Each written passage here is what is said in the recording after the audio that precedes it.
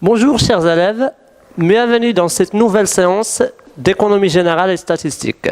Cette séance qui s'inscrit toujours dans la première partie intitulée les concepts économiques de base. On est en train de traiter toujours le deuxième chapitre de cette partie qui est nommé le circuit économique.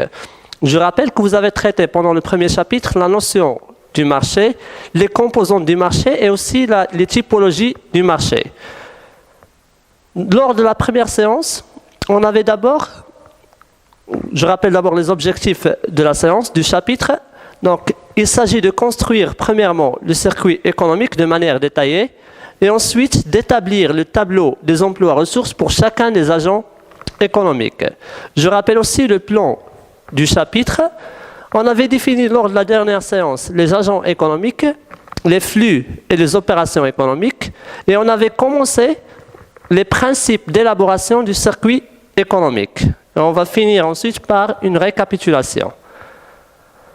Lors de la séance dernière, on avait défini d'abord les acteurs principaux de l'activité économique qu'on a nommés agents économiques, qui sont premièrement les ménages.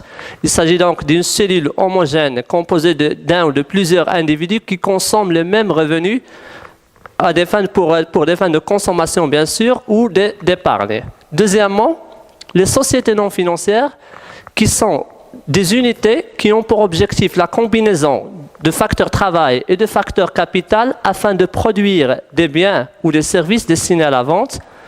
Troisièmement, les sociétés financières qui sont aussi des entreprises mais qui ont pour objectif la production de services financiers. Et finalement, les administrations. Donc, les administrations qui ont pour objectif la fourniture de biens ou de services qui sont non marchands. On avait rappelé aussi qu'il peut exister parfois un cinquième agent qui regroupe l'ensemble des agents, l'ensemble des éléments qui existent à l'extérieur du pays qui est appelé reste du monde. On avait traité aussi la définition et la classification des opérations économiques qui sont classées en trois catégories. Les opérations sur biens et services qui décrivent l'origine et la destination des biens et services utilisés sur le territoire national. Les opérations de répartition qui décrivent la formation et la circulation du revenu issu de la répartition de la valeur ajoutée, aussi le revenu de transfert. Et finalement, les opérations financières qui décrivent la circulation des capitaux, la circulation des moyens de financement dans une économie. Troisièmement, on avait commencé par voir les principes d'élaboration, les principes de construction d'un circuit économique. Donc on avait traité un petit exemple dans lequel on avait dit que le premier principe sur lequel on va se baser, c'est qu'on ne va représenter que les flux, monétaires. C'est-à-dire pour cette opération par exemple de consommation qui consiste normalement en deux flux. Les flux de biens et services et les flux du prix des biens et services. Mais on ne va se contenter que des flux monétaires. Deuxième principe d'élaboration, c'est qu'on va intégrer la notion des marchés. Parce que vous avez vu en première année la notion de circuit économique simplifié qui regroupe les relations entre les agents économiques. En deuxième année, donc, on va intégrer la notion que vous avez vue dans le premier chapitre, celle des marchés de biens et de services. C'est-à-dire que chaque opération, avant de passer d'un agent à un autre agent, il doit transiter par l'un des marchés. Marché des biens et services, marché de travail ou marché des capitaux. Comme le cas ici. La consommation des ménages et des administrations passe par le marché des biens et des services avant de passer aux entreprises. On s'est arrêté la dernière fois au niveau d'un exemple d'une économie imaginaire, d'une économie fictive. Et on va donc ici étudier les différentes opérations réalisées par ces agents économique. Je note tout simplement qu'il y a des opérations, il y a une sorte d'interdépendance entre les agents économiques. Ça veut dire qu'on peut trouver des opérations qui existent dans un agent et qu'on peut revoir pour d'autres agents économiques, comme la consommation ou aussi les prêts réalisés par les institutions de crédit. Donc, lors de la construction du circuit économique, il faut faire attention donc, au choix et à la façon avec laquelle on va présenter ce circuit. Premièrement, donc, on doit poser les 4 agents économiques de manière que la présentation soit très claire. Ensuite, on va commencer à positionner les différents marchés. Première chose, donc ici, la première remarque que je vais mentionner, c'est que j'ai divisé le marché des biens et services en deux sous-marchés. Marché des biens de consommation, qui est destiné généralement aux ménages, aux administrations, et le marché des biens de production, c'est-à-dire le marché des biens qui sont destinés à l'utilisation durable, juste pour les soucis d'affichage et pour les soucis de présentation. Le deuxième marché, c'est celui des capitaux. Donc, celui des capitaux qui va bien sûr concerner les opérations effectuées sur le marché monétaire et aussi sur le marché financier. Et troisièmement, le marché du travail. Ensuite, donc, on va commencer à représenter chacune des opérations. Je vais commencer par les opérations qui concernent les entreprises.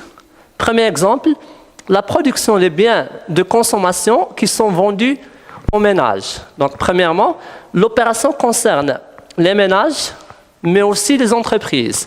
Et ça concerne donc la consommation. Donc, c'est une opération qui concerne le marché des biens et services. Il doit donc transiter ou passer par le marché des biens de consommation avant de passer aux entreprises. Là, l'origine de la flèche retrace donc l'emploi qui est utilisé ou l'origine de la somme d'argent qui est employée.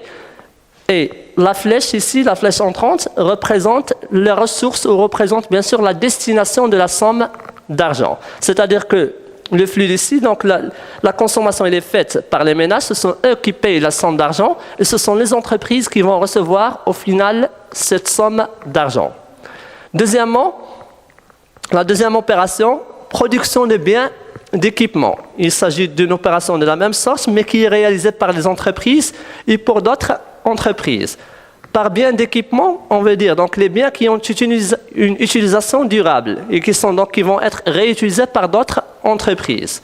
Donc cette opération doit transiter par le marché des biens de production et on remarque aussi que la flèche a deux têtes. Ça veut dire que l'opération concerne le marché des biens de production et il va revenir ensuite aux entreprises. Ça veut dire que l'emploi est fait par les entreprises et là, la ressource aussi est destinée aux entreprises. Troisième opération, ce qu'on appelle la demande publique. Il s'agit tout simplement de la consommation des administrations publiques. Celle-ci, donc, puisque ça concerne la consommation de biens et services, doit passer, premièrement, par le marché des biens de consommation avant de revenir aux entreprises. Et là, on ne va pas reprendre la flèche, mais on va juste ajouter la somme ici, pour ne pas avoir un encombrement. Troisièmement, ou quatrièmement plutôt, les revenus qui sont versés aux ménages. Lorsqu'on parle de revenus, c'est-à-dire en général de salaire, ils sont versés par les entreprises en contrepartie d'un travail. Et donc, ils doivent passer par le marché du travail. C'est-à-dire que l'opération est destinée premièrement au marché du travail et à partir du marché du travail, on va sortir une nouvelle flèche vers les ménages. Les prélèvements obligatoires, la notion de prélèvement obligatoire fait allusion généralement aux impôts ou cotisations sociales.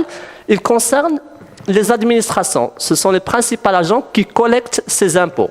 Et donc, cette opération ne transite en général par aucun marché, puisqu'il ne s'agit ni de la contrepartie d'un travail, ni de la contrepartie, bien sûr, d'un bien ou d'un service, et il ne concerne pas le marché des capitaux. Donc, qu'est-ce qu'on va faire?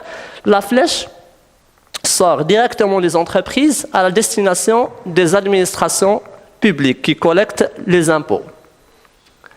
Ensuite, on a donc des intérêts qui sont versés aux établissements de crédit. Les intérêts sont versés par un agent économique en contrepartie d'un prêt ou d'une épargne. Ici, c'est le cas, bien sûr, d'un crédit. Les crédits sont fournis par les banques dans le marché monétaire. C'est-à-dire que l'opération doit passer premièrement par le marché des capitaux avant d'être reçue, bien sûr, par les institutions financières. Les bénéfices non distribués. Là, il s'agit d'une opération un peu spéciale. Les entreprises, ce sont eux qui vont bien sûr générer ces bénéfices. Mais ces bénéfices, puisqu'ils ne seront pas distribués, ils seront préservés ou gardés par ces mêmes entreprises. C'est-à-dire qu'il n'y aura pas de flux, puisque ce sont les mêmes entreprises qui vont garder ou qui vont préserver ces bénéfices. Donc on n'aura pas de flux, on n'aura pas bien sûr à schématiser cette opération.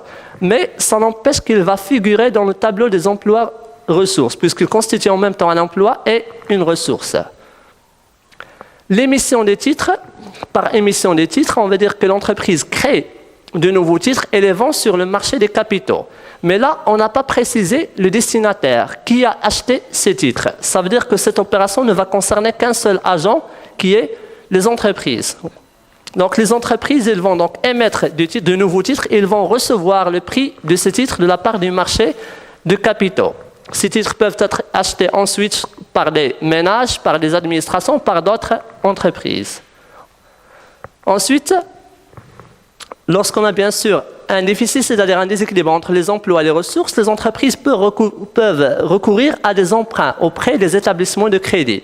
Ces emprunts, donc, ils sont fournis par les établissements dans le cadre du marché monétaire.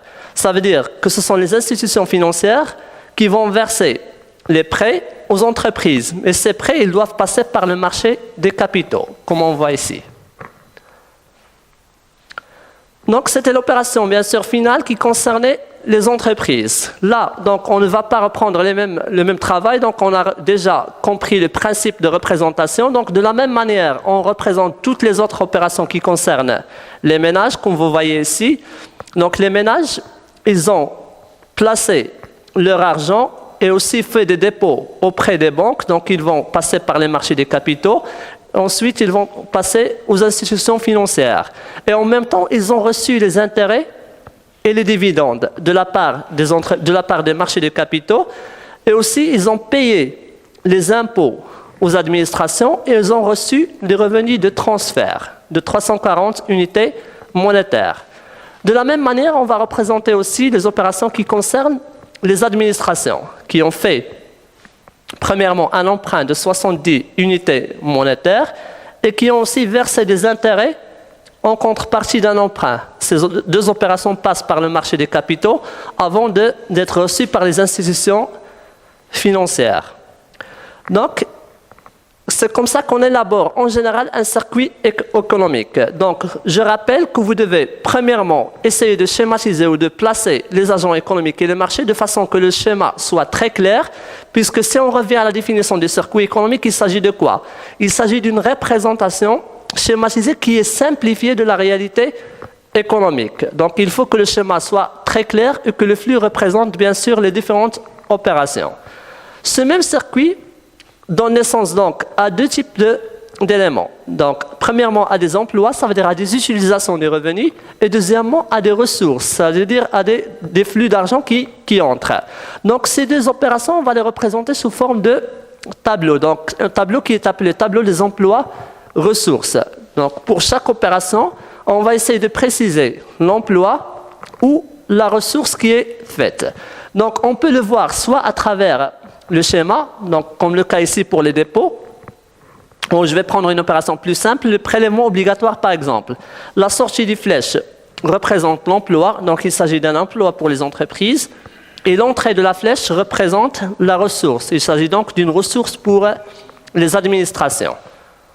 Ensuite, on peut le voir aussi à travers l'opération ici. Donc, production de biens de consommation qui sont vendus aux ménages, ça veut dire que les entreprises ils ont vendu des biens et services, ils ont reçu en contrepartie le prix des biens et services. Cette opération va donc constituer une ressource chez les entreprises et un emploi chez les ménages. La deuxième opération qui concerne la production des biens d'équipement. Donc on avait dit que cette opération, donc, il s'agit de vendre des biens qui ont une utilisation durable à d'autres entreprises. Il s'agit donc d'un emploi chez les entreprises et d'une ressource aussi chez les entreprises, puisque ce sont les entreprises qui vont produire et ce sont d'autres entreprises qui vont acheter ces mêmes biens et services. La demande publique, donc il s'agit de la consommation des administrations. Donc c'est une ressource pour l'entreprise, ce sont eux qui vont vendre les biens et les services. Il s'agit aussi d'un emploi chez les administrations. Les revenus versés aux ménages constituent bien sûr une ressource pour les ménages et un emploi pour l'institution qui va les verser pour les entreprises. Finalement, l'opération suivante concerne les prélèvements obligatoires. On est toujours en train de traiter les opérations qui sont effectuées par les entreprises. Ce sont donc les entreprises qui ont payé ces prélèvements et ce sont les administrations qui vont recevoir ces prélèvements obligatoires. Donc, Il s'agit d'un emploi pour les entreprises et d'une ressource pour les administrations. Ensuite, l'opération suivante consiste aux intérêts qui sont versés par les établissements de crédit. Donc, ce sont des intérêts qui vont être versés par les entreprises aux institutions financières. Il s'agit donc d'un emploi pour les entreprises et d'une ressource pour les institutions financières. Les bénéfices non distribués, comme on avait dit tout à l'heure, il s'agit d'une opération spéciale. Pourquoi ? Parce que bien sûr, les bénéfices ils sont générés par les entreprises, mais ils ne vont pas être distribués. Plutôt, ils vont être préservés. Ils vont être préservés par ces mêmes entreprises. Donc, ils constituent une ressource pour ces entreprises et un emploi pour la même entreprise. Les émissions de titres, comme on l'avait signalé, il s'agit de vendre des titres sur le marché financier. Et en contrepartie, on va recevoir une somme d'argent. Ces titres sont vendus par les entreprises et donc ils constituent une ressource par les entreprises. La contrepartie, bien sûr, n'est pas précisée puisqu'on ne sait pas qui a acheté précisément ces actions. Est-ce que ce sont les ménages ou d'autres entreprises? L'emprunt auprès des établissements de crédit, ce sont les institutions de crédit qui vont fournir un emprunt aux entreprises. Et donc, il s'agit d'un emploi pour les institutions financières, il s'agit d'une ressource pour les entreprises. De la même manière, on continue pour les autres agents, comme on voit ici. Donc, il s'agit des ménages qui ont réalisé les opérations suivantes. Ils ont versé des intérêts aux établissements de crédit. Ils ont reçu les dividendes versés par les établissements. Ils ont reçu aussi des revenus et ils ont aussi payé des prélèvements obligatoires. Donc, on revoit ici toutes les autres opérations. À la fin du circuit économique, à la fin aussi du tableau des emplois ressources, on doit avoir un équilibre pour chacun des agents économiques. Pourquoi? Parce qu'on ne peut pas consommer, bien sûr, on ne peut pas utiliser plus que nos ressources. Si on, bien sûr, si on dispose de 1000 unités monétaires, on ne peut consommer que 1000 unités monétaires. Si on veut consommer plus, on doit emprunter de l'argent ou bien sûr disposer d'une somme supplémentaire pour avoir un emploi supplémentaire. C'est-à-dire que l'équilibre doit être réalisé pour l'ensemble des agents économiques, comme l'on voit ici. Donc, c'est les entreprises, les ménages, les institutions financières et les administrations. Ici, donc, j'ai pris une sorte de représentation qui est résumée sous forme de tableau. Donc, il ne s'agit pas d'une représentation qui est exhaustive, qui est obligatoire, mais on peut avoir d'autres représentations, comme l'on voit ici. Donc, on peut avoir un tableau qu'on va appeler donc compte pour chaque agent économique, qui résume les opérations réalisées par cet agent. Et on garde toujours cette notion d'équilibre. On a juste classé les ressources à droite, bien sûr, et les emplois à gauche. Cette représentation, vous l'avez déjà vue en première année lors de la notion du bilan. Il s'agit donc d'une représentation qui est similaire au bilan. On classe toujours les ressources à droite et les emplois à gauche. Comme on peut aussi voir d'autres représentations, comme le cas des comptes schématiques. On peut les représenter sous forme de comptes schématiques en représentant toujours en gardant cet équilibre entre les emplois et les ressources. Donc, on va essayer maintenant de récapituler. Lors des 2 dernières séances, donc lors du chapitre du circuit économique, on a vu jusque-là la définition des agents économiques, la définition des opérations économiques, et on a vu comment élaborer, comment construire un circuit économique.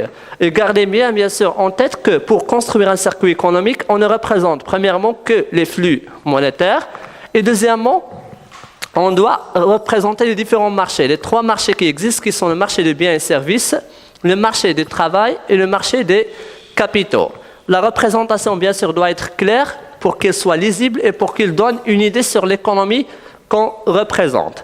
Et finalement, on a vu ce qu'on appelle le tableau des emplois ressources, qui trace donc l'ensemble des ressources et l'ensemble des emplois reçus pour chaque agent, effectués par chaque agent économique. Et on doit, en fin de compte, avoir cet équilibre pour chacun des agents économiques, cet équilibre entre les emplois et les ressources.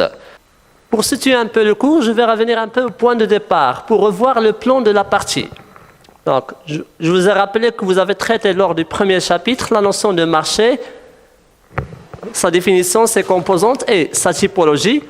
Lors de ces 2 dernières séances, on avait traité le circuit économique, comment élaborer bien sûr ce circuit. Lors du 3e chapitre, vous allez voir en détail la notion des agrégats, de la comptabilité nationale. Donc, bien sûr, ce chapitre, il va se diviser en deux séquences. La première séquence va porter sur les définitions des agrégats. Qui sont bien sûr ces agrégats, et quelle est leur utilisation, comment on lit bien sûr chacun des chiffres qui sont donnés, etc. La deuxième séquence sera consacrée aux limites de la comptabilité nationale. Pour expliquer un peu de manière détaillée, je vous ai dit au départ du cours que la comptabilité nationale a besoin de connaître ou d'avoir bien sûr des chiffres, d'évaluer l'économie ou l'activité économique.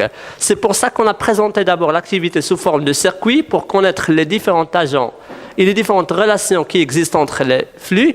Ensuite, vous allez voir une notion ou des indicateurs qui vont vous permettre d'évaluer ou de mesurer cette activité économique. Ces indicateurs, bien sûr, vous allez les appeler agrégats de la comptabilité nationale, qui ont bien sûr des avantages, mais qui ont aussi des limites que vous allez voir en détail.